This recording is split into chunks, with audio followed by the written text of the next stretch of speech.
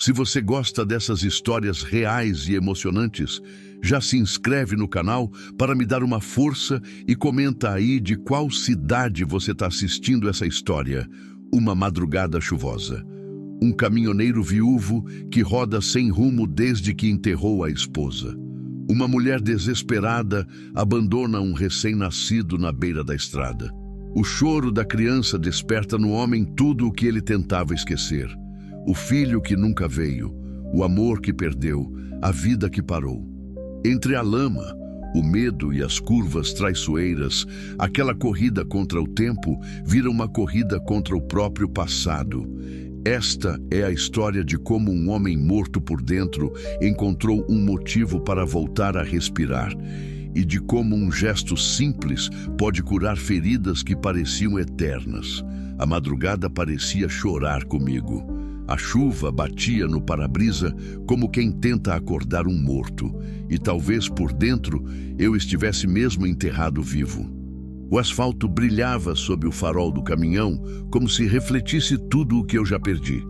Desde que enterrei minha mulher, rodar à noite virou o único jeito de não enlouquecer. O motor era meu único amigo. O silêncio, meu companheiro mais fiel. Fazia 3 meses que ela tinha partido. 3 meses desde que fechei a porta de casa e nunca mais consegui voltar para dentro direito. A casa tinha virado um túmulo também. Cada cômodo guardava um pedaço dela. O avental na cozinha, o sabonete no banheiro, a marca da cabeça no travesseiro. Eu não aguentava, então voltei para o caminhão e nunca mais parei.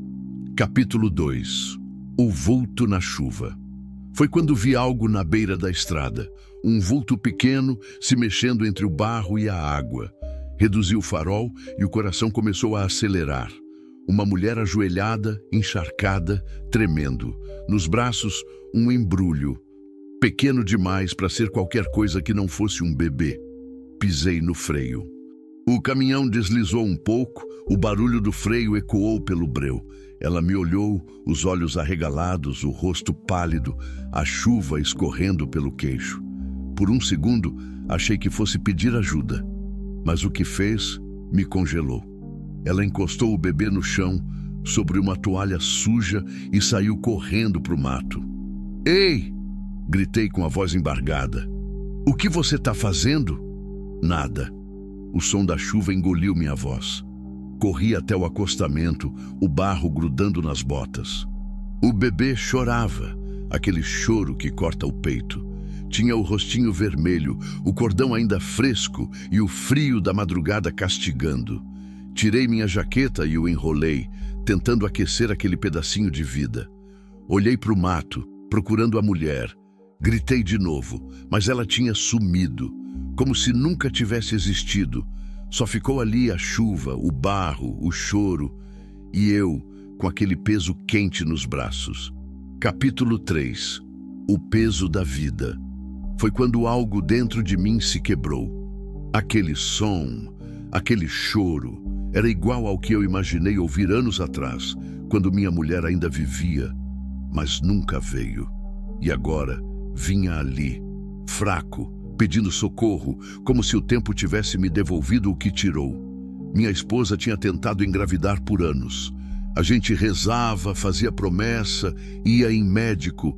Nada, até que um dia ela parou de falar sobre isso. Passou a sorrir menos, passou a olhar para longe quando achava que eu não estava vendo. E quando ela adoeceu nos últimos dias, ela me segurou a mão e disse: "Desculpa, amor, eu queria tanto te dar isso." Eu disse que não importava, que ela era tudo, mas talvez ela nunca tenha acreditado. Aguirre faca um capítulo por vez bem trabalhado. O caminhão que levava mais que carga. Resumo: uma madrugada chuvosa. Um caminhoneiro viúvo que roda sem rumo desde que enterrou a esposa. Uma mulher desesperada abandona um recém-nascido na beira da estrada. O choro da criança desperta no homem tudo o que ele tentava esquecer. O filho que nunca veio, o amor que perdeu, a vida que parou. Entre a lama, o medo e as curvas traiçoeiras, aquela corrida contra o tempo vira uma corrida contra o próprio passado. Esta é a história de como um homem morto por dentro encontrou um motivo para voltar a respirar, e de como um gesto simples pode curar feridas que pareciam eternas. Capítulo 1. A estrada vazia. A madrugada parecia chorar comigo. A chuva batia no para-brisa como quem tenta acordar um morto.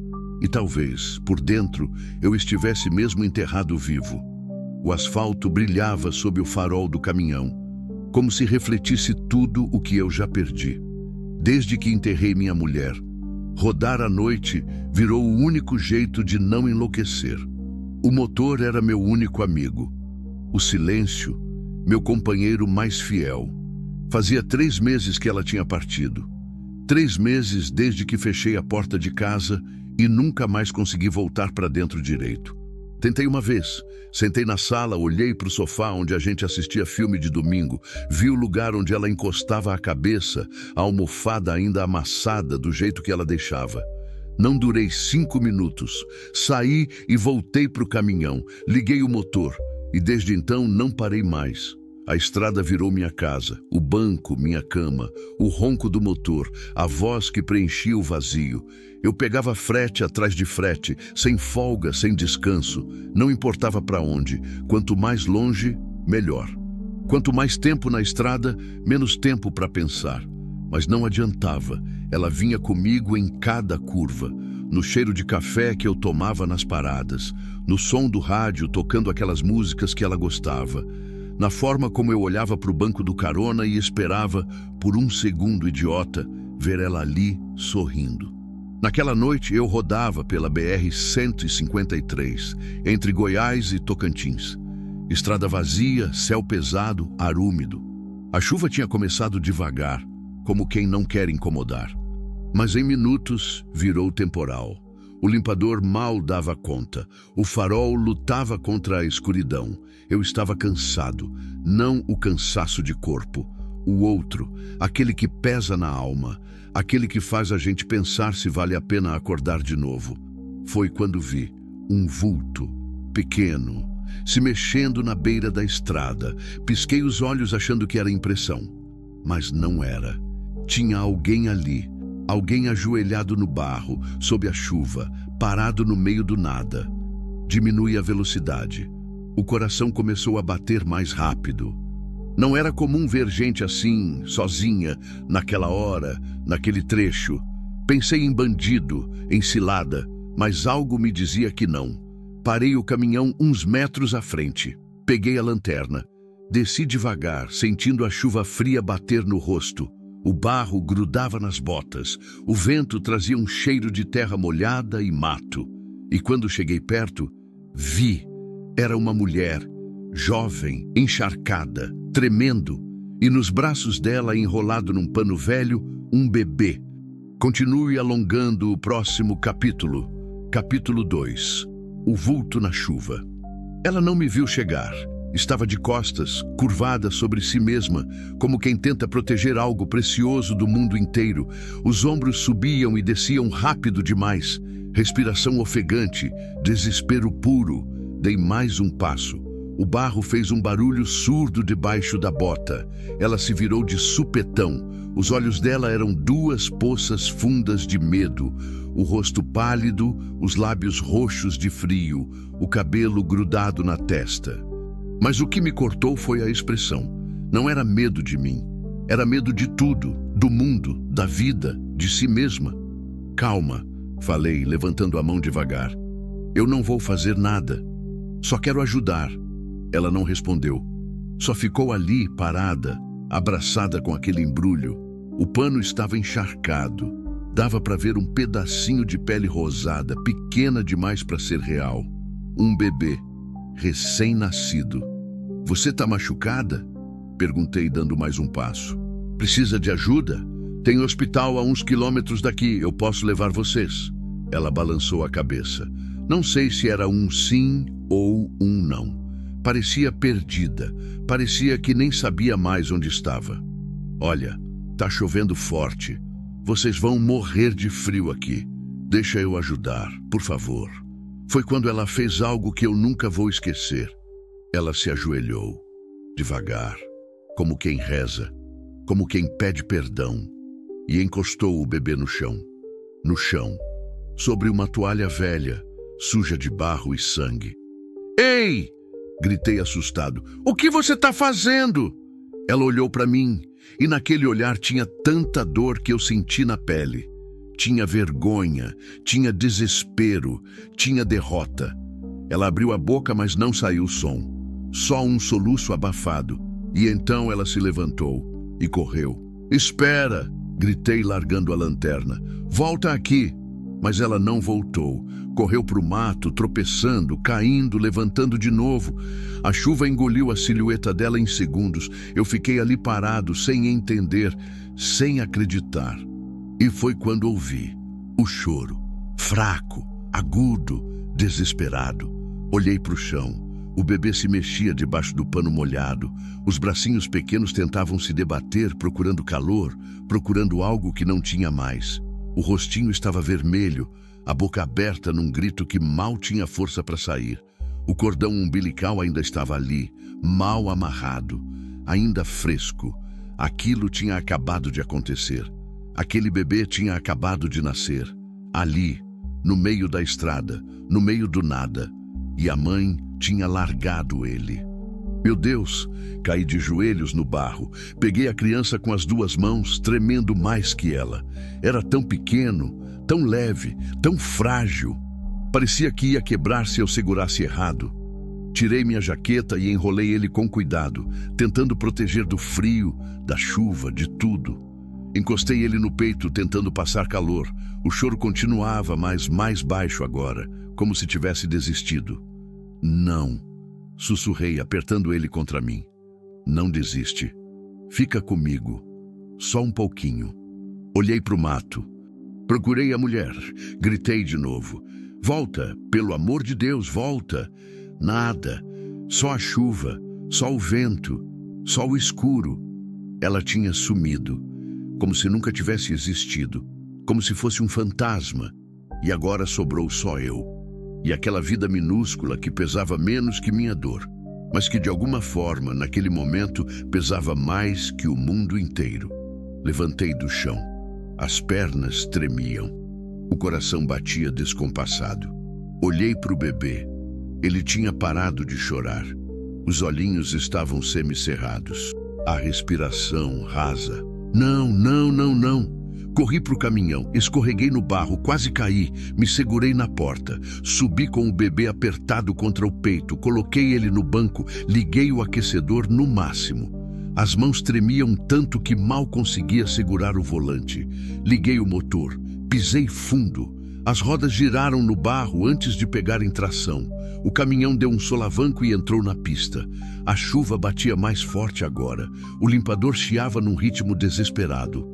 O farol cortava a escuridão, mas parecia insuficiente. Parecia que o mundo inteiro queria me engolir. Olhei para o bebê. Ele tinha voltado a chorar. Fraco, mas chorava. E naquele choro, eu ouvi tudo o que tinha tentado esquecer. Ouvi minha mulher dizendo que queria ser mãe. Ouvi o médico dizendo que não ia ser possível. Ouvi o silêncio da casa depois que ela morreu. Ouvi o vazio que me fez rodar sem rumo, sem motivo, sem vida. E agora aquilo, aquele choro, aquela vida que ninguém quis. Aquela vida que foi largada no barro como lixo. Aquela vida que agora dependia de mim. Não sei o que foi, mas algo dentro de mim acordou. Algo que eu achei que tinha morrido junto com ela. Pisei mais fundo no acelerador. O caminhão ganhou velocidade. A estrada virava uma mancha borrada de chuva e asfalto. Cada curva era uma aposta. Cada reta, uma prece. "Fica comigo, pequeno", sussurrei, a voz embargada. "Só até o sol nascer. Só até a gente chegar. Fica comigo." O hospital mais próximo ficava em Guaraí, 20 quilômetros, talvez 25. Numa noite normal, eram 15 minutos. Mas aquela não era uma noite normal. Aquela era a noite em que eu precisava salvar alguém. Ou talvez ser salvo. Continue, alongando o próximo capítulo, capítulo 3. O peso da vida. O bebê tinha parado de chorar de novo, e aquele silêncio era pior que qualquer som. Olhei para o lado, tentando não tirar os olhos da estrada por muito tempo. Ele estava ali, enrolado na minha jaqueta, os olhinhos fechados, o rostinho ainda vermelho. A respiração era tão fraca que eu mal conseguia ver o peitinho subindo e descendo. "Ei!" chamei, a voz saindo rouca. "Ei, pequeno! Fica acordado! Fala comigo! Sei que era idiota. Bebê não fala. Bebê recém-nascido nem sabe que está vivo ainda. Mas eu precisava ouvir alguma coisa. Precisava saber que ele ainda estava ali, que não tinha desistido. Estiquei a mão direita sem largar o volante e encostei no peitinho dele. Senti o coração batendo, rápido demais, fraco demais, mas batendo. "Isso", sussurrei. "Continua assim. Só mais um pouco." A chuva aumentou. Parecia que o céu tinha aberto de vez. O limpador já não dava conta. Eu via a estrada por reflexos, por instinto, por pura teimosia. As rodas do caminhão jogavam água para todo lado. O motor roncava alto, forçado, como se também sentisse a urgência. Eu conhecia aquela estrada. Tinha rodado ali centenas de vezes. Sabia cada curva, cada lombada, cada trecho perigoso. Mas naquela noite, parecia tudo diferente. Parecia que a estrada tinha crescido, que os quilômetros tinham se multiplicado, que o mundo inteiro conspirava para me atrasar. Passei por uma placa borrada. Guaraí, 18 quilômetros. 18. Parecia uma eternidade. Olhei para o bebê de novo. Ele mexeu a cabecinha. Um movimento pequeno, quase nada, mas era alguma coisa. "Isso, pequenininho. Mexe." Continua se mexendo. E foi aí que veio a lembrança. Não pedi, não quis, mas veio assim mesmo, rasgando tudo por dentro. Fazia 7 anos, talvez 8. A gente tinha acabado de casar. Eu e a Célia. Ela era daquelas mulheres que iluminavam o lugar só de entrar. Sorriso largo, olho brilhante, jeito de fazer qualquer coisa parecer simples. A gente morava numa casa pequena, nos fundos da casa da mãe dela. Não era muito, mas era nosso. E a gente era feliz. Feliz daquele jeito bobo, de rir de bobeira, de brigar por besteira e fazer as pazes na mesma hora. Um dia, ela chegou com um teste de farmácia na mão. "Amor", ela disse, a voz tremendo. "Acho que a gente vai ser pais." Eu abracei ela com tanta força que quase machuquei. Rodei com ela no colo pela cozinha. Ela ria, eu ria. A gente chorou junto, de alegria, de susto, de gratidão. Mas 2 semanas depois, ela começou a sangrar. O médico disse que era comum, que acontecia, que a gente podia tentar de novo. A gente tentou e perdeu de novo, e tentou mais uma vez e perdeu. Foram 4 vezes. 4 vezes que a gente viu aquela linhazinha no teste. 4 vezes que a gente se abraçou chorando. 4 vezes que o corpo dela expulsou o que a gente mais queria. Na 5ª vez, o médico disse que talvez fosse melhor parar, que o corpo dela não aguentava, que podia ser perigoso. Célia nunca mais foi a mesma depois disso. Ela ainda sorria, mas era diferente.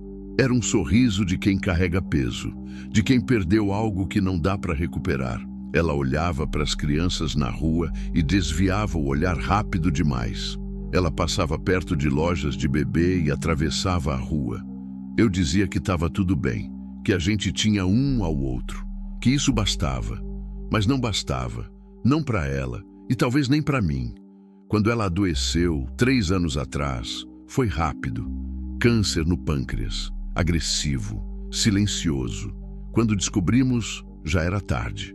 Nos últimos dias, no hospital, ela segurou minha mão e olhou para mim com aqueles olhos cansados, fundos, cheios de tudo o que não deu tempo de ser.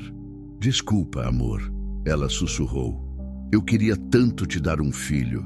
Eu disse que não importava, que ela era tudo, que eu não precisava de mais nada além dela. Mas ela balançou a cabeça devagar. "Você merecia", ela disse, a voz quebrando. "Você ia ser um pai tão bom?" Eu não consegui responder. Só segurei a mão dela até ela fechar os olhos. E quando ela partiu, levou junto tudo o que eu achei que era. O bebê chorou. Voltei para a estrada de supetão, o coração disparado. Tinha me distraído, tinha quase saído da pista. As rodas tinham passado pela faixa da direita, raspando no acostamento. Merda! Gritei, corrigindo o volante. O caminhão balançou, jogou água, mas voltou para o lugar. Respirei fundo, suor frio escorria pela testa. As mãos tremiam no volante. Olhei para o bebê. Ele chorava baixinho agora. Um choro cansado. Um choro de quem não tem mais força, mas ainda tenta. Desculpa, sussurrei. Desculpa, pequeno. Eu tô aqui. Não vou te deixar. E foi naquele momento que eu entendi. Aquilo não era coincidência. Aquele bebê não tinha aparecido na minha frente por acaso. Não naquela noite. Não naquela estrada, não para mim. Célia sempre dizia que acreditava em sinais, que o universo mandava recados pra gente quando a gente precisava. Eu sempre ria. Dizia que era bobagem, que o mundo era aleatório, que as coisas só aconteciam. Mas ali, naquela cabine, com aquele choro fraco cortando o barulho da chuva, eu não conseguia mais acreditar nisso. Aquilo era um recado, ou uma chance. Ou talvez as duas coisas. Apertei o acelerador. O velocímetro passou de 80, 90, 100. O caminhão não era feito para isso, não naquela chuva, não naquela estrada. Mas eu não me importava. Passei por outra placa. Guaraí, 12 quilômetros, 12. Aguenta, pequeno, falei, mais para mim que para ele. A gente está chegando. Aguenta só mais um pouquinho. O bebê não respondeu, mas continuou chorando. E enquanto ele chorava, eu sabia que ainda tínhamos chance. A estrada fazia uma curva longa à esquerda. Eu conhecia ela. Era traiçoeira, inclinada, com poça d'água do lado direito. Reduzi um pouco, mas não muito. Não podia perder tempo. Entrei na curva. O caminhão inclinou. As rodas perderam aderência por um segundo. Meu estômago subiu para a garganta. Segurei o volante com força, corrigi a direção, pisei de leve no freio. O caminhão voltou para a pista, mas foi por pouco. Calma, falei para mim mesmo. Calma, não adianta nada chegar morto. Mas como ter calma quando cada segundo conta? Quando cada respiração daquela criança pode ser a última? Olhei para o relógio no painel. 3h17 da manhã. Olhei para o bebê. Ele tinha parado de chorar de novo. Não, sussurrei, estendendo a mão. Não faz isso comigo. Acorda. Chora. Grita. Qualquer coisa.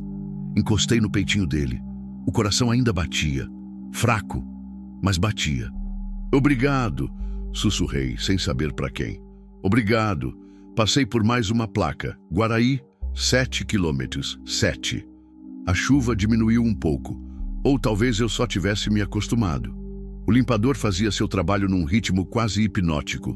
O motor rugia firme, o farol cortava a escuridão como uma lança, e o bebê, enrolado na minha jaqueta velha, no banco do carona, continuava ali, vivo, por enquanto. Continue, alongando o próximo capítulo. Capítulo 4. Memórias no retrovisor. A estrada abriu num trecho reto. Finalmente um respiro. Pisei mais fundo, aproveitando o asfalto livre. O ponteiro subiu de novo. 110, 120. O caminhão inteiro vibrava, reclamava, mas obedecia. Olhei para o bebê. Continuava quieto. Quieto demais. Estiquei a mão e encostei de leve na bochecha dele. Estava fria, gelada. O pânico subiu pela minha garganta como bile. Não, não, não, repeti, aumentando o aquecedor ao máximo. O ar quente começou a sair pelas saídas de ventilação, enchendo a cabine com aquele cheiro de poeira queimada. Esquenta, pequeno, esquenta para mim. Tirei minha camisa de flanela por cima da camiseta e coloquei sobre ele, fazendo mais uma camada. Ele estava enrolado em 3 tecidos agora. O pano sujo que a mãe tinha deixado, minha jaqueta e agora a camisa. Parecia um casulo, pequeno, frágil, tentando sobreviver. O cordão umbilical ainda estava ali, meio solto, amarrado com o que parecia ser um pedaço de barbante. Quem tinha feito aquilo? A própria mãe. Alguém tinha ajudado ela? Ou ela tinha dado à luz sozinha, no meio do mato, sem ninguém, sem nada? Tentei não imaginar, mas era impossível. Pensei na mulher, no rosto dela, pálido e molhado, no desespero nos olhos, na forma como ela tinha largado o bebê no chão, como quem se desfaz de algo que dói demais carregar. Quem era ela? Por que tinha feito aquilo? Será que ela estava bem? Ou será que tinha se perdido no mato, morrendo de frio, de medo, de solidão? Uma parte de mim queria ter corrido atrás dela, queria ter gritado mais alto, procurado mais, mas a outra parte sabia que não tinha escolha. O bebê estava morrendo, cada segundo importava. Eu tinha que escolher, e escolhi ele. O rádio chiou. Ainda estava ligado no volume baixo, tocando uma música antiga que eu nem reconhecia. Desliguei. O silêncio voltou. Só o motor, a chuva e a respiração pesada que saía da minha boca. Foi quando a lembrança veio de novo. Dessa vez, mais forte. Era uma noite de domingo. Fazia uns 5 anos. Eu tinha voltado de uma viagem longa, quase 10 dias fora. Cheguei em casa cansado, sujo, com as costas doendo e a cabeça pesada. Célia estava na cozinha, fazendo janta. O cheiro de feijão no fogão, arroz pronto, bife na panela. Ela sempre fazia questão de cozinhar quando eu voltava. Dizia que comida de casa curava qualquer cansaço de estrada. Entrei, joguei a mochila no chão e abracei ela por trás. Senti sua falta, disse, enterrando o rosto no cabelo dela. Ela não respondeu logo. Ficou ali, parada, a colher na mão, mexendo o feijão devagar. Amor? Chamei, estranhando. Tá tudo bem? Ela desligou o fogo, largou a colher, se virou para mim. E o que vi no rosto dela me assustou. Ela tinha chorado. Os olhos estavam vermelhos, inchados. Ela tentava sorrir, mas não conseguia. O que foi? Perguntei, segurando os ombros dela. O que aconteceu? Nada. Ela disse, mas a voz saiu quebrada. Nada, amor. Tá tudo bem. Célia. Só. Ela respirou fundo, como quem tenta se segurar. Só passei na frente da creche hoje. Vi as crianças saindo, os pais pegando eles. E eu fiquei pensando. Ela não terminou. Não precisava. Abracei ela com força. Senti o corpo dela tremer. Senti o choro vindo de um lugar tão fundo que parecia não ter fim. Eu sinto muito. Ela sussurrou contra o meu peito. Eu sei que você queria. Eu sei que você ia ser um pai incrível. E eu não consigo te dar isso. Eu tentei tanto, amor. Eu tentei... Para. Cortei, segurando o rosto dela. Para com isso. Você não tem culpa de nada. E eu não preciso de filho, Célia. Eu preciso de você. Só de você. Ela balançou a cabeça, as lágrimas caindo. Mas eu queria tanto, disse, a voz sumindo. Eu queria tanto ver você segurando um bebê, ver você ensinando a andar, a falar, ver você sendo o pai que eu sei que você seria.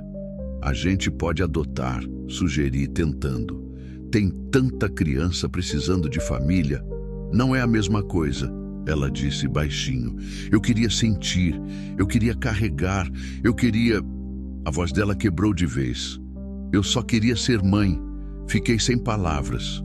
Porque o que eu ia dizer? Que estava tudo bem, que a dor dela ia passar, que o tempo curava. Nada curava aquilo. Nada. Segurei ela até o choro parar, até ela se acalmar. E quando fomos dormir naquela noite, ela se encolheu do meu lado, pequenininha, como se quisesse desaparecer. Eu fiquei acordado até tarde, olhando para o teto, pensando em como a vida era injusta, em como tinha gente que tinha filho e não queria, em como tinha gente que queria e não podia. E me perguntei pela primeira vez se Deus realmente existia.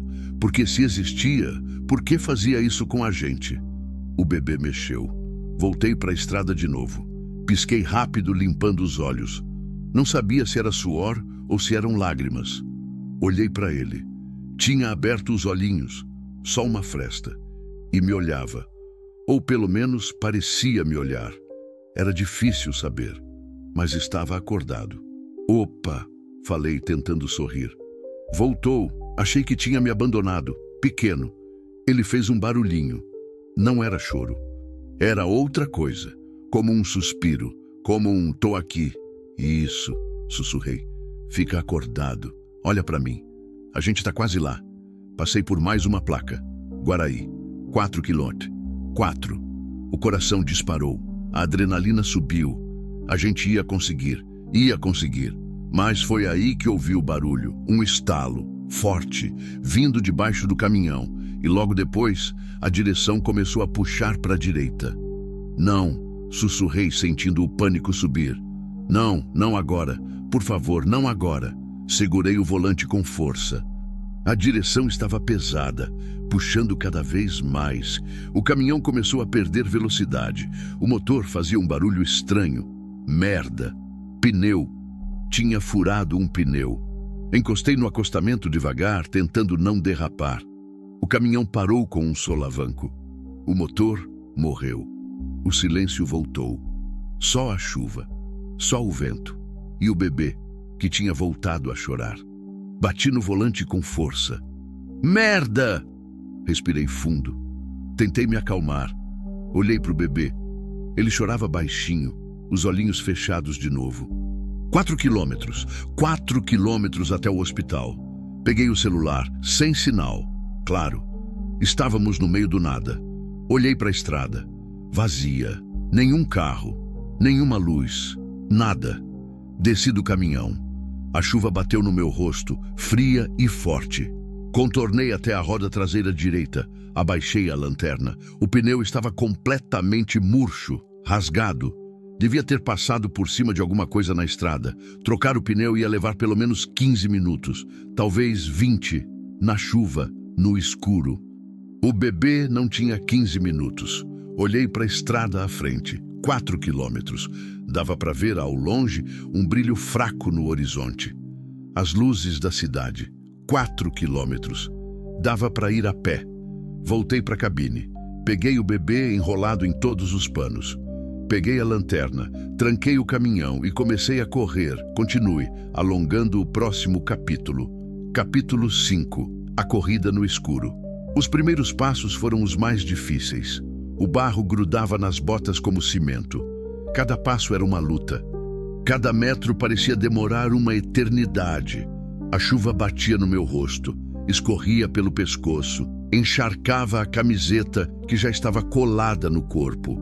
Segurei o bebê contra o peito, tentando proteger ele com meu corpo.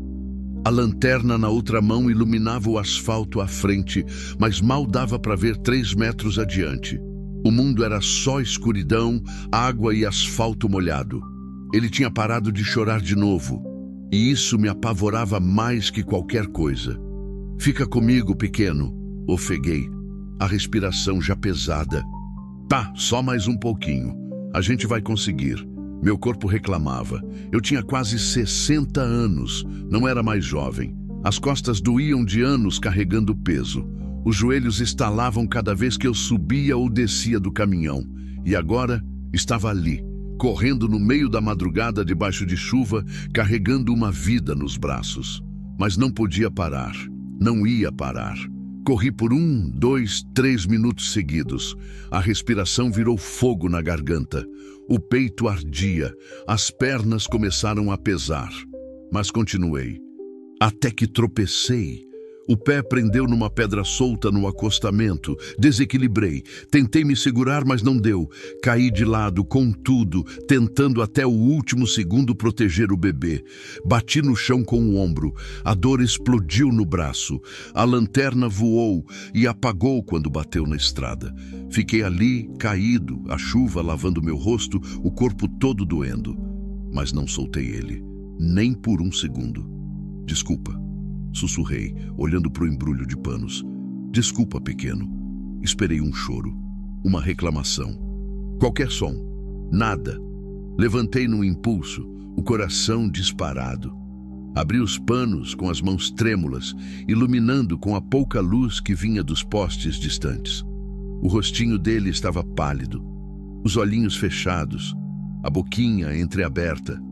Encostei o ouvido no peitinho dele, o coração batia, batia. Soltei o ar que nem sabia que estava prendendo. Obrigado. Sussurrei para o céu, para a chuva, para quem estivesse ouvindo. Obrigado. Me levantei devagar, o ombro latejando. A lanterna estava quebrada. Esquece, não precisava dela. As luzes da cidade estavam mais perto agora, dava para ver melhor. Respirei fundo, ajeitei o bebê no braço e voltei a correr. Mas não dava. O corpo não aguentava. As pernas falhavam. A visão começou a embaçar, não sei se pela chuva ou pelo cansaço. Reduzi para uma caminhada rápida, tentei manter o ritmo, mas era cada vez mais difícil. Foi quando ouvi o barulho de motor, vindo de trás. Virei a cabeça. 2 faróis cortavam a escuridão, vindo na mesma direção que eu. Um carro, talvez um caminhão, não dava para ver direito. Parei no meio da estrada, levantei o braço acenando. Ei! Gritei com o que restava de voz. Para! Por favor! O veículo se aproximou, diminuiu. Era uma caminhonete velha, branca, com a lataria amassada. Parou a uns 5 metros de mim. A porta do motorista se abriu. Desceu um homem, baixo, barrigudo, de boné sujo e camisa regata. Que você tá fazendo no meio da estrada, maluco? Gritou ele, a voz irritada. Quase te atropelei. Por favor? Ofeguei, me aproximando. Preciso de ajuda. Tenho um bebê aqui. Ele tá mal. Preciso chegar no hospital de Guaraí. O homem franziu a testa. Se aproximou mais. Olhou para o embrulho de panos que eu segurava. Que bebê? Abri um pouco os panos para ele ver, o rostinho pálido, os olhinhos fechados. Meu Deus, murmurou o homem, a expressão mudando na hora. De onde ele saiu? Não importa. Cortei. A voz desesperada. Importa que ele tá morrendo. Por favor. Me leva até Guaraí. É pertinho. O homem hesitou. Olhou para a caminhonete, olhou para mim, olhou para o bebê. Entra, disse, apontando para o banco de trás. Rápido. Não esperei ele repetir. Corri até a porta, abri e entrei. O cheiro de cigarro velho e óleo diesel encheu minhas narinas, mas não me importei. Pisa fundo. Pedi, enquanto ele voltava para o volante. Por favor. Ele olhou pelo retrovisor, deu a ré, fez o retorno e acelerou. A caminhonete não era rápida. O motor fazia barulho, reclamava nas subidas, mas era melhor que a pé. Olhei para o bebê, continuava quieto, encostei a mão no peitinho de novo. O coração batia, mais fraco que antes, mas batia. Aguenta, sussurrei. Só mais um pouquinho. O homem não fazia perguntas, só dirigia. De vez em quando olhava pelo retrovisor, me encarando com uma expressão que eu não conseguia decifrar. Curiosidade, desconfiança, pena. Esse bebê é seu? Perguntou finalmente a voz baixa. Não, respondi sem tirar os olhos dele. De quem é? De ninguém. O homem ficou em silêncio. Depois soltou um suspiro. Encontrou na estrada, foi? Foi. Ele balançou a cabeça. Mundo tá perdido, murmurou. Deus me livre. Largar uma criança no meio da estrada. Que tipo de gente faz isso? Não respondi. Porque não sabia, não entendia e talvez nunca fosse entender. Mas também sabia que não podia julgar. Não sem saber o que aquela mulher tinha passado. Não sem saber o desespero que tinha levado ela até ali. As luzes de Guaraí ficaram mais próximas. Dava para ver os prédios baixos, os postes iluminados, a torre da igreja no centro. A cidade era pequena, mas tinha hospital. É ali, apontei, vendo a placa azul e branca do pronto-socorro municipal. Ali na frente. O homem acelerou mais um pouco. Virou à esquerda, as rodas cantando pneu. Parou na frente da entrada de emergência, quase subindo na calçada. Vai, disse ele ainda sem olhar para mim. Vai logo. Desci da caminhonete segurando o bebê, corri até a porta. Estava trancada. Bati com força. Abre! Gritei. Tem alguém aí? Abre, por favor. Uma luz acendeu lá dentro. Vultos se mexeram. A porta destrancou. Uma mulher de jaleco branco apareceu, os olhos ainda sonolentos. O que aconteceu? Perguntou, mas quando viu o bebê nos meus braços, a expressão mudou na hora. Meu Deus! Entra! Entra rápido! Ela me puxou para dentro. Gritou alguma coisa. Outras pessoas apareceram. Um enfermeiro, uma moça jovem, um médico de cabelo grisalho. O que houve? Perguntou o médico já vindo na minha direção. Achei ele na estrada. Consegui dizer, a voz falhando. A mãe abandonou. Ele tá gelado. Tá fraco. Ele precisa... Não consegui terminar. O médico pegou o bebê dos meus braços com cuidado. Correu até uma maca. Começou a abrir os panos, a examinar. Os outros vieram ajudar. Alguém trouxe um aparelho. Outro trouxe um cobertor térmico. Cordão mal cortado, disse o médico, a voz firme. Hipotermia, desidratação. Leva para a sala 2. Agora. Eles correram com o bebê. Sumiram por uma porta no fundo. E eu fiquei ali, parado, encharcado, sozinho. As pernas falharam. Sentei numa cadeira de plástico no canto da recepção. A cabeça girava. O ombro doía. A respiração ainda estava difícil. A mulher de jaleco voltou. Trouxe uma toalha e um copo de água. Você tá bem? Perguntou, a voz gentil. Balancei a cabeça. Não sabia se estava bem. Não sabia mais nada.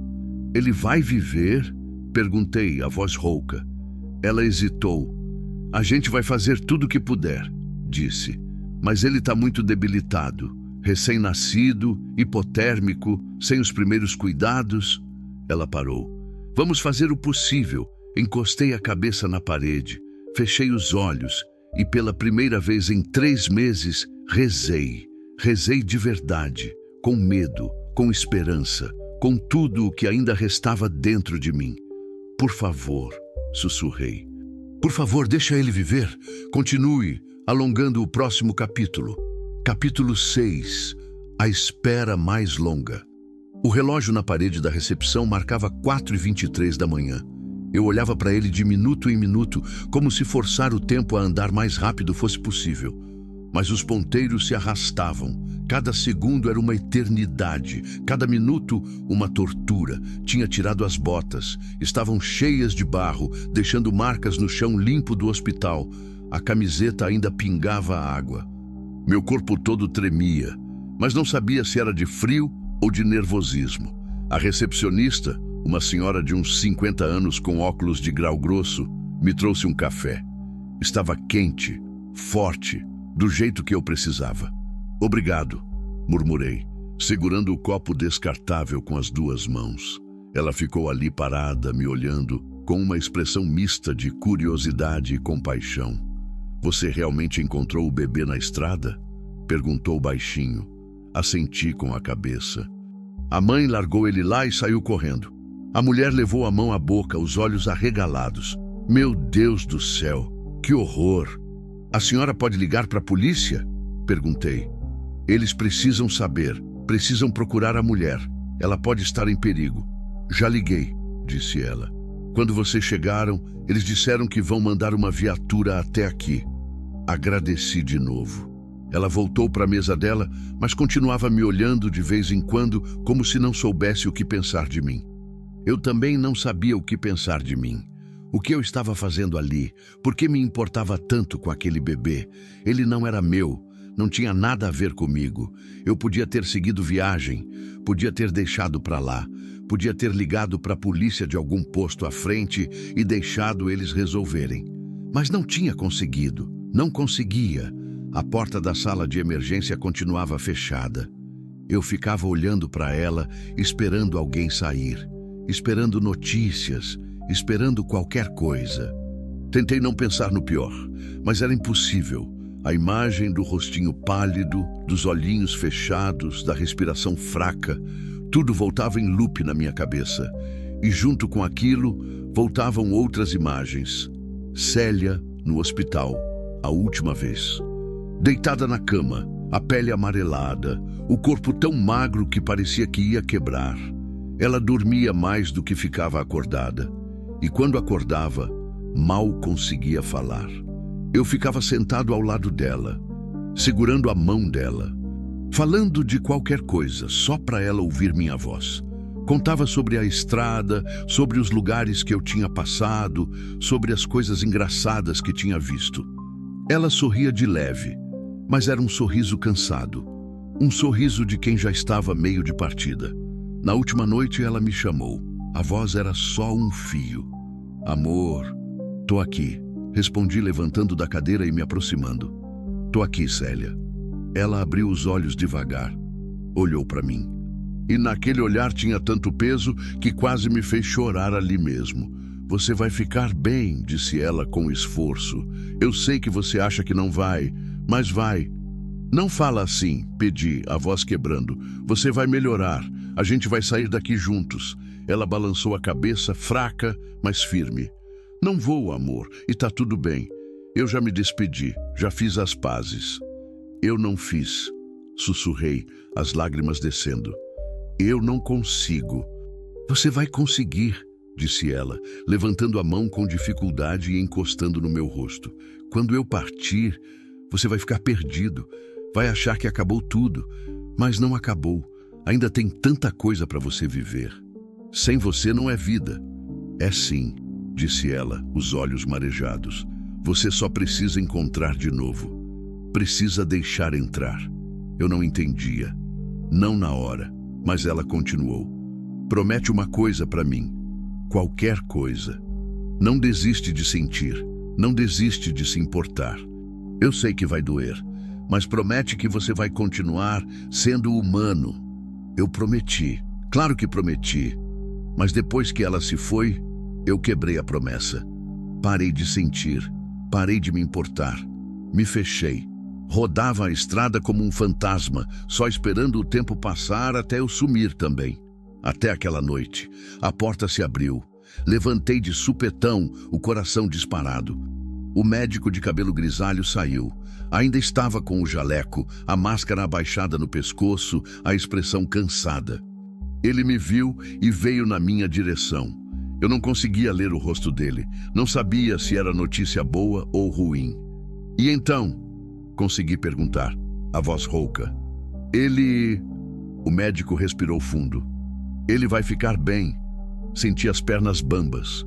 A tensão toda que eu estava segurando escapou de uma vez. Apoiei na parede, tentando me segurar. Sério? Sussurrei. Ele vai viver? Vai, confirmou o médico com um pequeno sorriso cansado. Foi por pouco. Ele estava com hipotermia severa, desidratado, em choque, mas conseguimos estabilizar. Já está aquecido, hidratado, com todos os sinais vitais controlados. Fechei os olhos. Uma onda de alívio tão forte me atingiu que quase me fez chorar. Obrigado, consegui dizer. Obrigado. O médico colocou a mão no meu ombro. Você salvou a vida dele. Se tivesse demorado mais 15, 20 minutos, ele não precisou terminar. Você fez a coisa certa. Não consegui responder. Só assenti. Posso ver ele? Perguntei. Pode, mas ele está dormindo e precisa de repouso total. Não vai poder ficar muito tempo. Tudo bem. Só quero ver se ele está realmente bem. O médico me guiou até a sala. Abriu a porta devagar. Entramos num quartinho pequeno, com uma incubadora no centro. Dentro dela, enrolado em cobertores brancos, com uma touquinha azul na cabeça e um monitor de batimentos cardíacos ao lado, estava o bebê. Ele dormia tranquilo. O rostinho não estava mais pálido. Estava rosado. Vivo.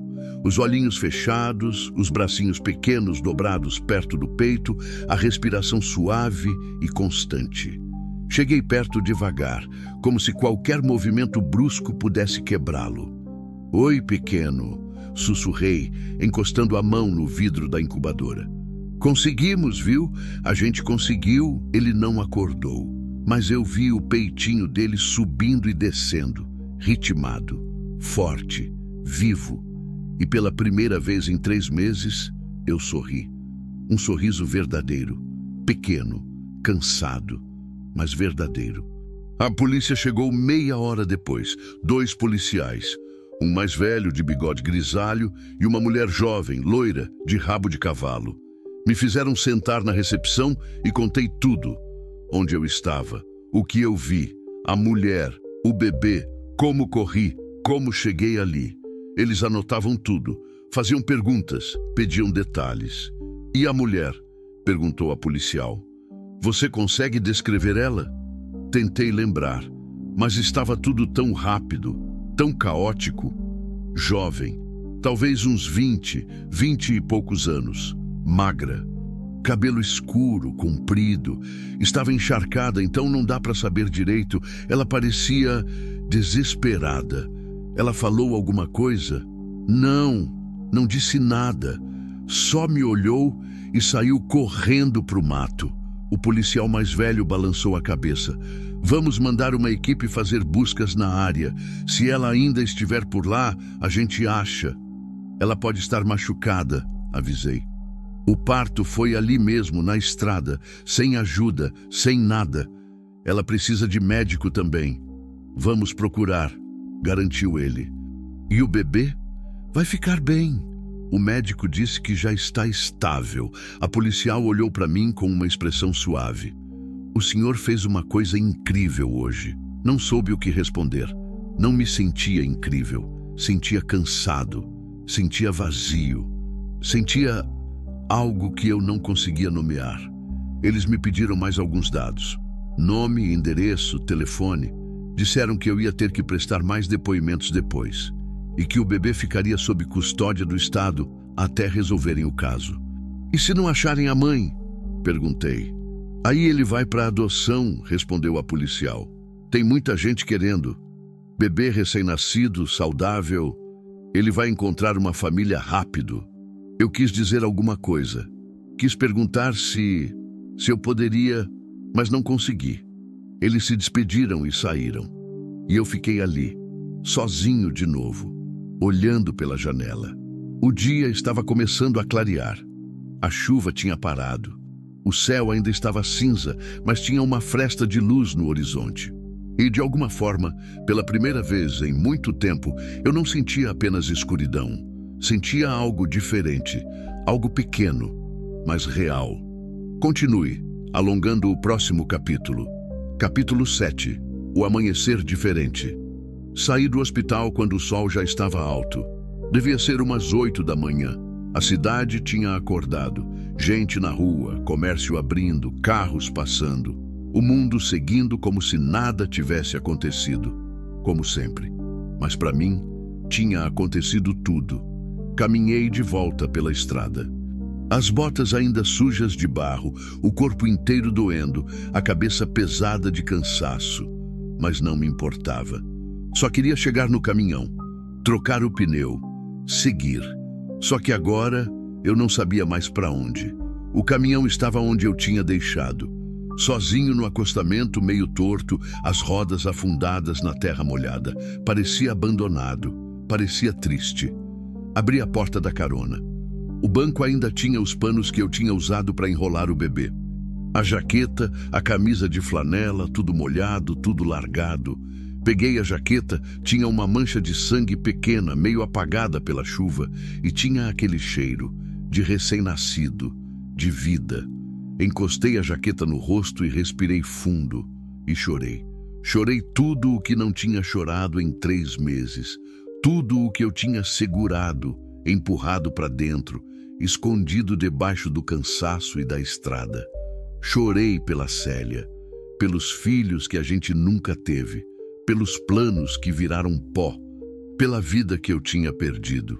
Mas também chorei por aquele bebê, por aquela vida minúscula que tinha sido jogada fora e que eu, por algum milagre, tinha conseguido salvar. E chorei por mim, por ter sentido algo de novo, por ter me importado de novo, por ter voltado a ser humano, nem que fosse por algumas horas. Fiquei ali, sentado no banco do caminhão, com a jaqueta nas mãos, chorando até não ter mais nada dentro. Levei quase 1 hora para trocar o pneu. O macaco estava enferrujado.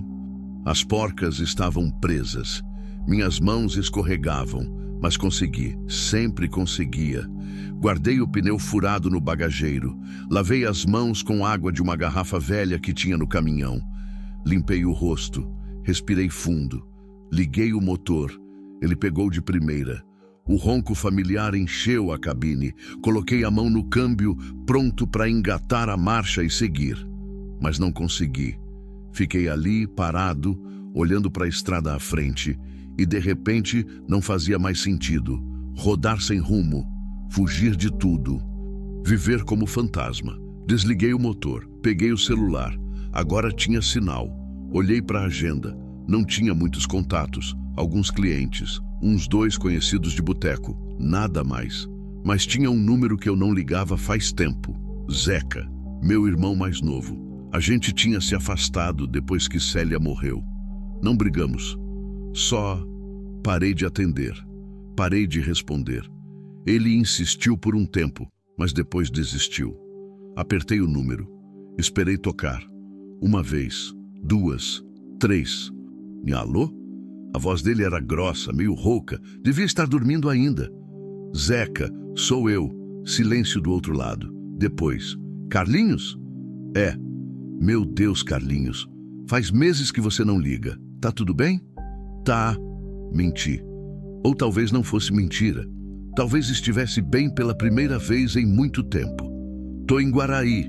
Aconteceu uma coisa essa noite. Que coisa? Contei. Tudo. Desde o momento que vi a mulher até o momento que saí do hospital. Ele ficou em silêncio o tempo todo. Só ouvia. Quando terminei, ele soltou um suspiro longo. Cara, isso é... Ele parou procurando palavras. Você salvou uma vida. Eu sei. Não, Carlinhos, você não está entendendo. Você salvou uma vida. Depois de tudo que você passou. Depois de tudo que você perdeu. Você ainda teve coragem de parar, de se importar. Isso é... Cara, isso é enorme. Não consegui responder. A garganta apertou de novo. E agora? Perguntou ele. O que você vai fazer? Não sei. Quer vir para cá, passar uns dias? A Lu ia adorar ver você. As crianças também. A gente tem espaço. Não sei, Zeca. Não sei se... Você não precisa rodar para sempre, mano. Você pode parar. Pode descansar, pode viver de novo. Eu não sei como. A gente aprende, um dia de cada vez. Fiquei em silêncio. Olhei pela janela. O sol batia na estrada secando a água da chuva. Tudo parecia limpo, novo. Eu vou pensar, disse, finalmente. Pensa mesmo e me liga de novo. Não some mais, tá bom? Tá bom. Desliguei. Encostei a cabeça no volante. O cheiro de óleo diesel, de estrada, de caminhão velho. Cheiros que eram minha vida, minha casa, meu refúgio. Mas agora pareciam pequenos, insuficientes. Voltei para o hospital no final da tarde. Não tinha planejado. Não sabia nem por que estava voltando. Só precisava. A recepcionista me reconheceu. Ah, você voltou, disse ela, sorrindo. Ele tá bem, viu? Dormindo muito, mas bem. Posso ver ele de novo? Ela hesitou. Bem, tecnicamente você não é família. Eu sei, mas eu só queria ver. Só mais uma vez. Ela me olhou. Parecia entender algo que nem eu entendia direito. Tá bom, mas só 5 minutos. Obrigado. Ela me levou até a sala. Abriu a porta devagar. O bebê estava na mesma incubadora, mas agora tinha uma mamadeira ao lado e algumas anotações médicas penduradas. Cheguei perto. Ele estava acordado, os olhinhos abertos, olhando para cima, para as luzes do teto. Não chorava, só olhava, curioso. Vivo. Oi, pequeno, sussurrei, encostando a mão no vidro. Lembra de mim? Ele virou a cabecinha na direção da minha voz. Não sei se realmente me via. Não sei se entendia qualquer coisa, mas parecia que sim. Você tá forte agora, né? Continuei, a voz baixa. Tá alimentado, quentinho, seguro. Ele mexeu os bracinhos, fez um barulhinho pequeno, como um suspiro. Você vai ficar bem, disse, mais para mim que para ele. Vai encontrar uma família boa que vai te amar, que vai te dar tudo o que você precisa. E então a ficha caiu. Eu queria ser essa família. Não foi um pensamento, foi uma certeza, algo que veio de tão fundo que nem dava para questionar. Eu queria ficar com ele, queria vê-lo crescer, queria ensinar ele a andar, a falar, a rir. Queria ser o pai que a Célia sempre disse que eu seria, mas não podia. Eu era velho, sozinho, vivia na estrada, não tinha casa de verdade, não tinha estrutura, não tinha nada para oferecer. Ele merecia mais, merecia melhor. Desculpa, pequeno, sussurrei, as lágrimas voltando. Eu queria poder ficar, mas não dá. Você precisa de alguém melhor que eu. Ele continuou me olhando. E por um segundo, juro, pareceu que ele entendia, que ele sabia. Fiquei ali até a enfermeira voltar e me pedir para sair. Saí devagar, olhei para trás uma última vez. Ele tinha voltado a dormir, tranquilo, seguro. Voltei para o caminhão, liguei o motor. Dessa vez, engrenei a marcha e segui. Não voltei para a estrada sem rumo. Dessa vez tinha um destino, a casa do Zeca, no interior de Goiás, a 3 horas dali. Enquanto dirigia, o sol se punha no horizonte. O céu ficou laranja, depois rosa, depois roxo. Era bonito, fazia tempo que eu não reparava nisso. O banco do carona estava vazio, mas não parecia tão vazio quanto antes, porque agora eu sabia que mesmo quando a gente perde tudo, ainda dá para encontrar algo, que mesmo quando a gente acha que morreu por dentro, ainda dá para sentir.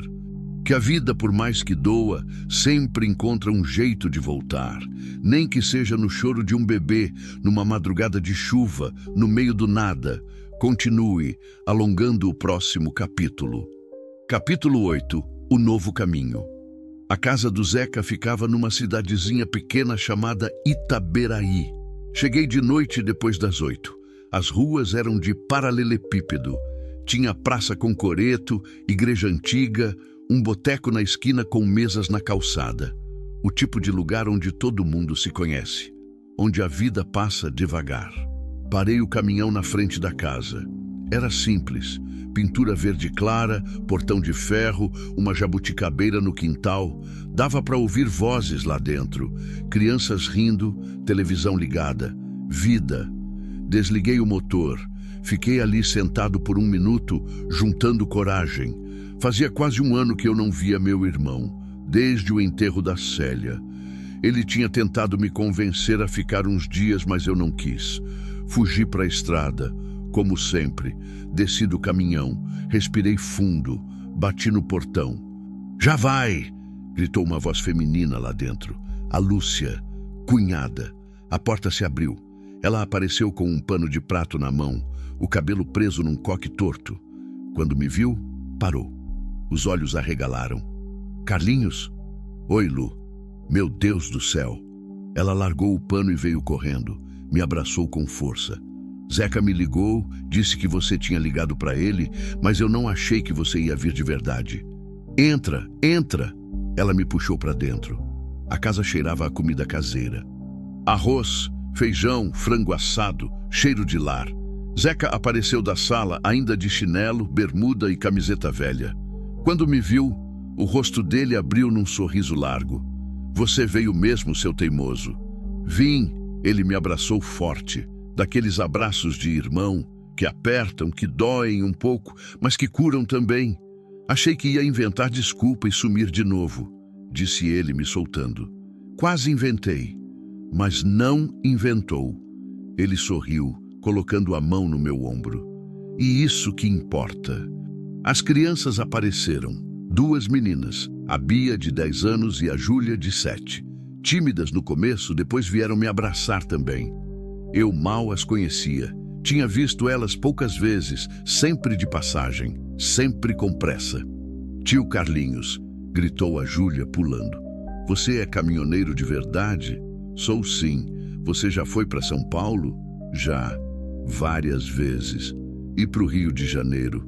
"Também." Uau! A Lúcia me puxou para a cozinha, colocou um prato na minha frente.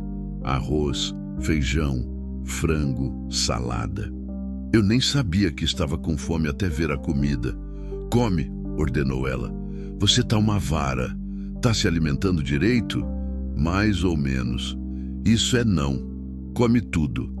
E depois você toma um banho, que você tá fedendo a estrada, meu filho. Zeca sentou do meu lado. As meninas ficaram na sala vendo televisão. A Lúcia lavava a louça, mas de vez em quando olhava para mim como se checasse se eu ainda estava ali. E então? Perguntou Zeca baixo. Conta mais. Como você está se sentindo? Mastiguei devagar, tentando achar as palavras certas. Confuso. Confuso como? Não sei. Eu salvei aquele bebê, Zeca. E foi como se alguma coisa dentro de mim tivesse acordado. Como se eu tivesse voltado a sentir. Entende? Ele assentiu. Entendo. Mas ao mesmo tempo eu sinto que não tenho o direito. Direito ao quê? De viver? De seguir? De ser feliz? Minha voz falhou. Não sem ela. Zeca ficou em silêncio por um tempo. Depois suspirou. Carlinhos, a Célia não ia querer isso. Você sabe disso. Eu sei, mas saber não torna mais fácil. Nada torna mais fácil. A gente só aprende a carregar. E uma hora, a gente aprende a carregar com menos peso. Não sei se consigo. Você já conseguiu. Ele apontou para mim. Você parou para ajudar aquele bebê. Você podia ter seguido, podia ter fingido que não viu, mas não fez isso. Você parou, você se importou. E isso, mano, já é recomeçar. Não consegui responder. Só baixei a cabeça e continuei comendo. Mais tarde, depois do banho, fiquei na varanda da casa. Tinha uma cadeira de balanço velha ali e o Zeca tinha me trazido uma cerveja. Ficamos ali, balançando devagar, ouvindo o barulho da noite.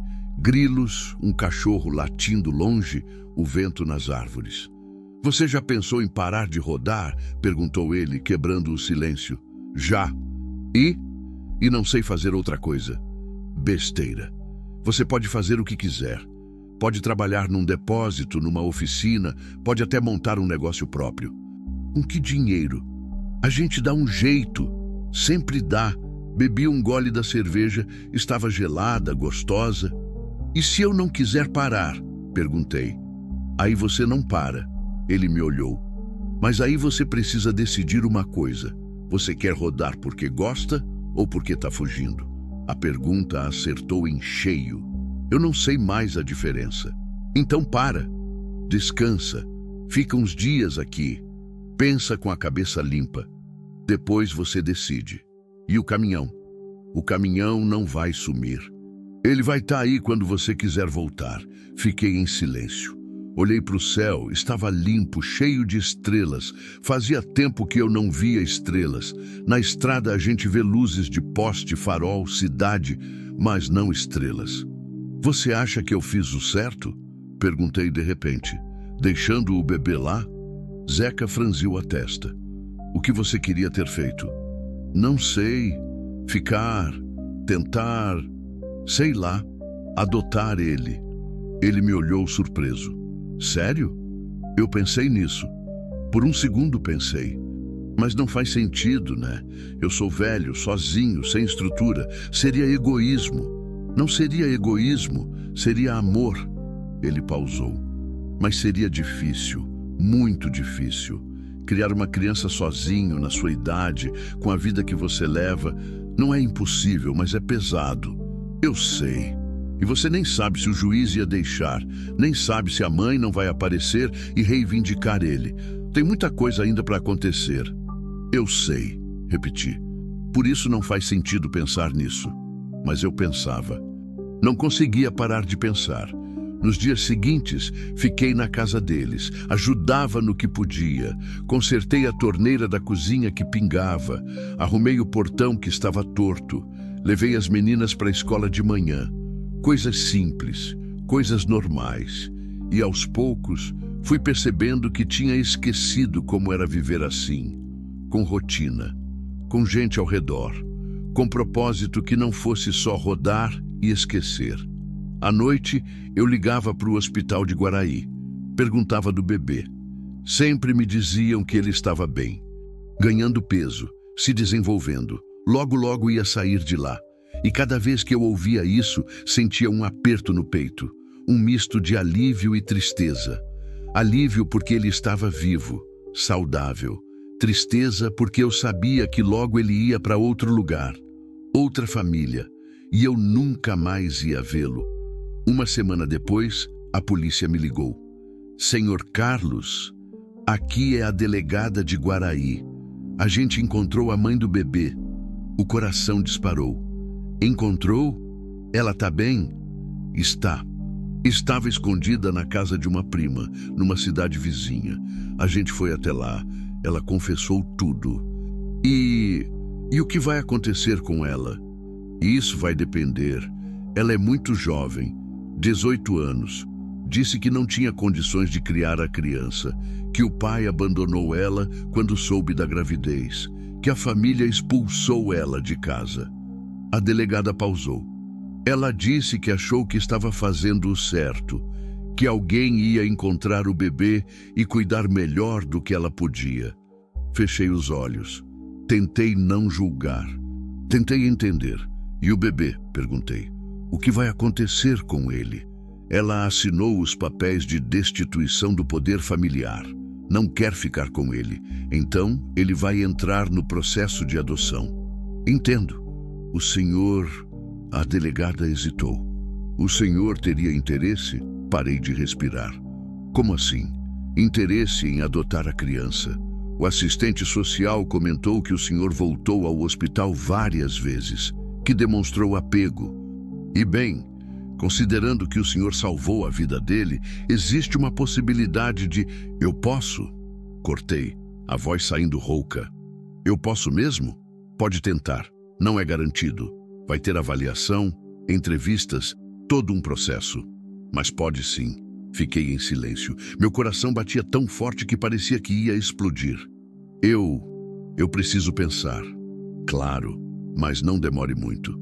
O processo de adoção é rápido para bebês. Se o senhor tiver interesse, precisa entrar logo com o pedido. Agradeci. Desliguei.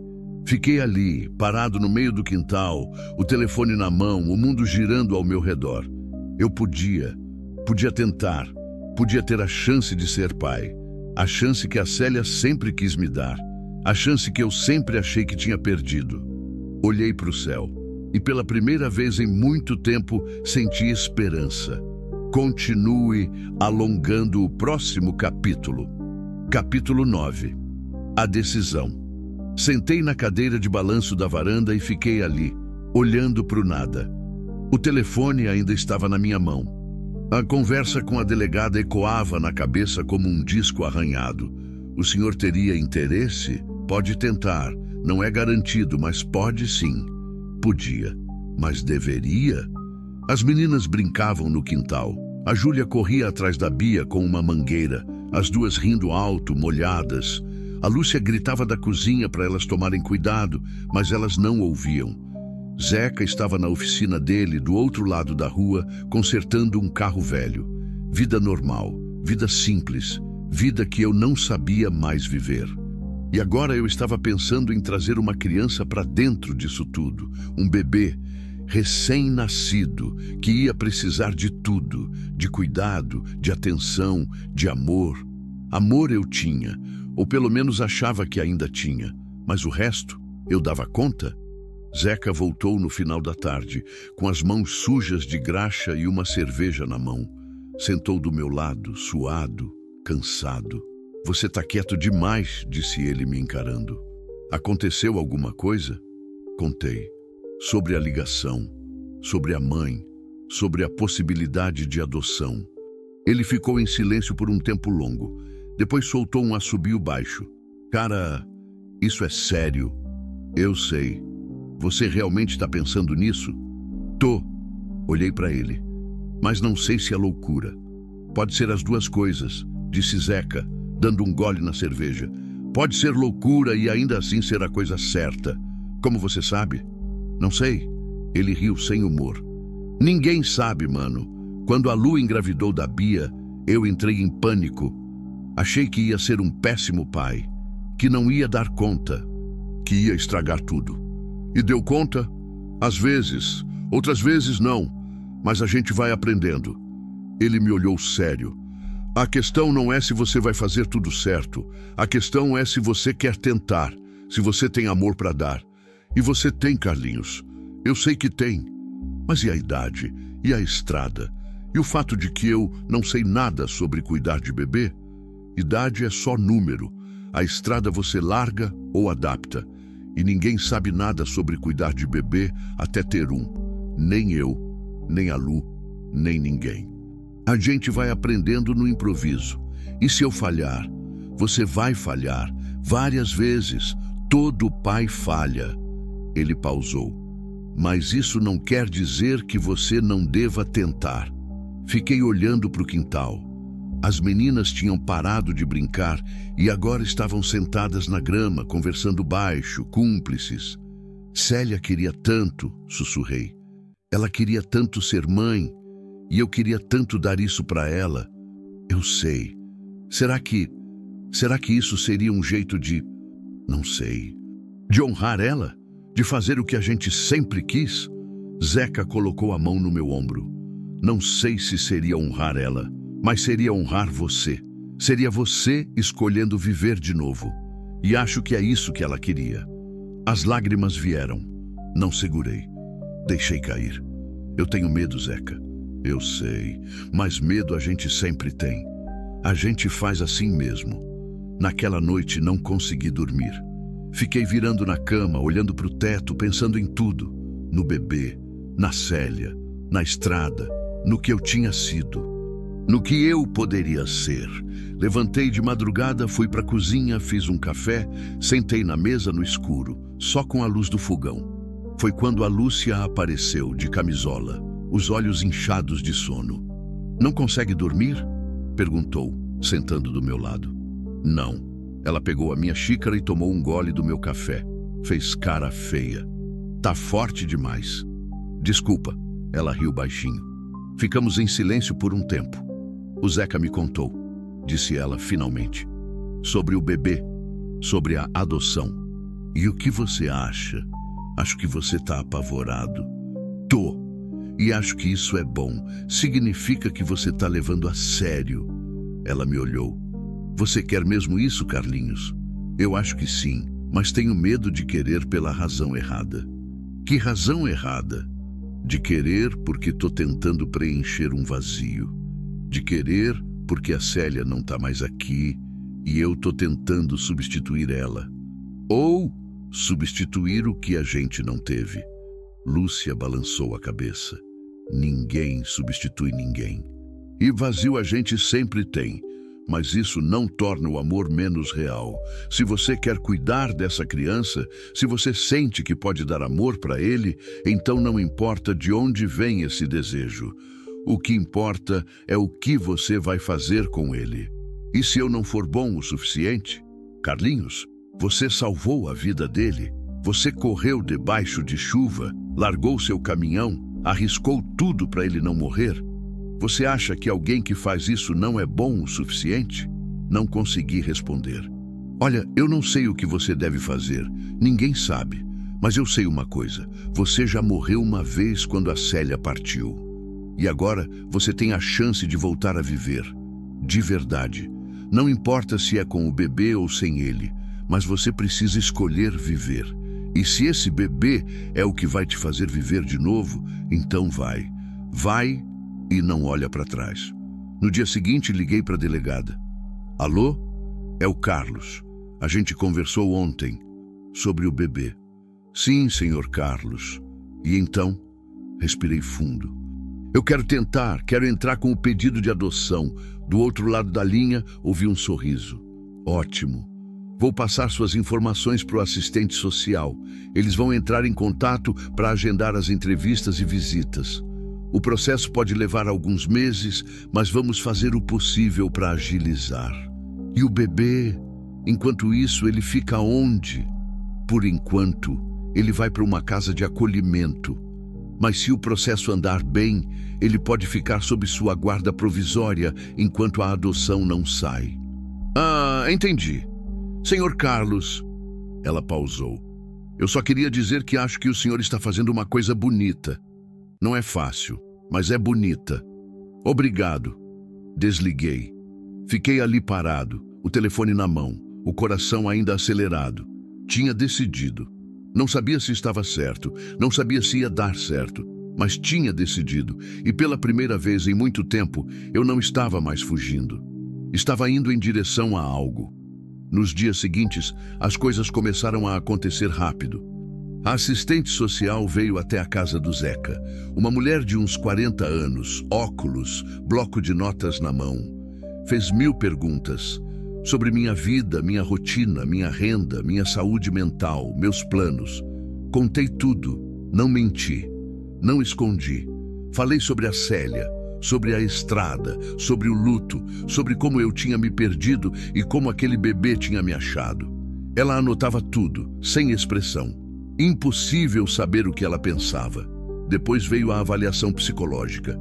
Mais perguntas, mais sondagens, mais exposição.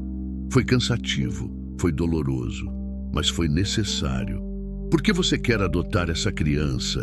Perguntou a psicóloga, uma mulher jovem de voz mansa. Porque eu acho que a gente precisa um do outro. Como assim? Ele precisa de alguém que cuide dele, que ame ele, que não desista dele. Pausei. E eu preciso voltar a ter um motivo para acordar. E você acha que uma criança é um bom motivo? Acho que é o melhor motivo. Ela anotou algo. Depois me olhou. Você já pensou que pode não dar certo? Que o juiz pode negar o pedido? Que pode aparecer outra família interessada? Já. E como você vai lidar com isso? Não sei, mas vou lidar. Porque já perdi coisa demais para ter medo de perder de novo. Ela sorriu de leve. Você é honesto. Isso é bom. 3 semanas depois, recebi a ligação. Senhor Carlos, aqui é a assistente social. Tenho uma boa notícia. O juiz aprovou sua guarda provisória. O bebê pode ir para sua casa enquanto o processo de adoção não termina. Quase deixei o telefone cair. Sério? Sério. Ele tem alta do hospital amanhã. O senhor pode buscá-lo. Eu posso buscar ele? Pode.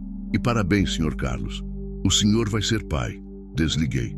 Fiquei ali, parado no meio da sala, tremendo. Zeca apareceu. E aí? Olhei para ele e sorri. Sorri de verdade. Eu vou buscar ele amanhã. Zeca gritou, abraçou, chamou a Lúcia, chamou as meninas. Todo mundo comemorou. E eu, no meio daquela bagunça, daquela alegria, daquela vida, senti algo que não sentia há tanto tempo. Esperança. Medo também. Mas esperança acima de tudo. Porque amanhã eu ia buscar meu filho.